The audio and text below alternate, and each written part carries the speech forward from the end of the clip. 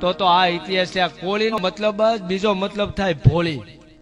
અડધેથી ભાણું બીજાને ખવડાવી દે ને એનું નામ કોળી. મૂળ કોળી નહીં પણ ભોળી સાહેબ. અને બીજો દાખલો હું આપું, સાંભળજો. સારણ તરીકે કહું કે વખાણ નથી કરતો પણ મને ખબર છે ત્યાં લગી પેલું વેલું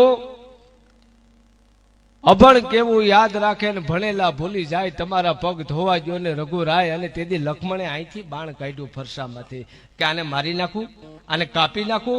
અને તેથી રામે કીધું કે ગાંડા, તો કે હા, કે સીધી શેષનાગની પથારી ઉપર હું હૂતો તો અને આ લક્ષ્મી મારા પગ સાપતી હતી ત્યારે આ જેથી કાજમો બનીને આવ્યો હતો.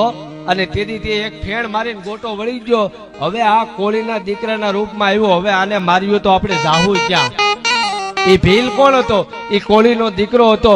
અને 18 દિનનું યુદ્ધ મેદાનમાં છો, કુરુક્ષેત્રના મેદાનમાં મારો મારો છો હોય એ 18 દિવસના યુદ્ધમાં યદા યદા હિ ધર્મસ્ય ગ્લાનિ ભવ ભારતીય અભ્યુત્થાનમ ધર્મસ્ય, એમાં ગીતાના ગાનાર કૃષ્ણને યુદ્ધના 4 દિવસ પહેલા ખબર હતી કે એક રણ મેદાનમાં ઉતરી ગયો ને તો 18 દિનનું યુદ્ધ એક દીમાં પૂરું કરી દે. એવા બે જ હતા, એક બબરીક હતો અને એની સિવાયનો કોળી સમાજનો દીકરો હોય તો એકલવ્ય, જેનો અંગૂઠો દ્રોણે લઈ લીધો. સાહેબ આ પાત્ર એમનેમ થયા.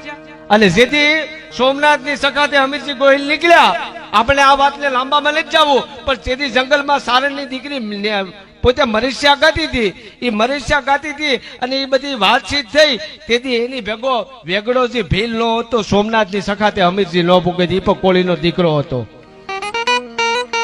સાહેબ કોળી સમાજના દીકરા છે એમની એની દીકરીઓ પણ એવું થયું. 1857ના યુદ્ધમાં ગવાલિયરના યુદ્ધમાં ઝાંસીની રાણી લક્ષ્મીબાઈ શારીકોથી ઘેરાઈ ગઈ ને તે ખૂબ લડી મર્દાની વાલી ઝાંસી વાલી રાણી થી. અને તેથી કોળી સમાજની 19 વર્ષની દીકરી એમ કીધું કે ઝાંસી તું અહીંથી નીકળી જા, આ દેશને તારી જરૂર છે, તારી હાથે હું માથું આપું. એ કોળી સમાજની દીકરી ઝલકારી બાઈ હતી.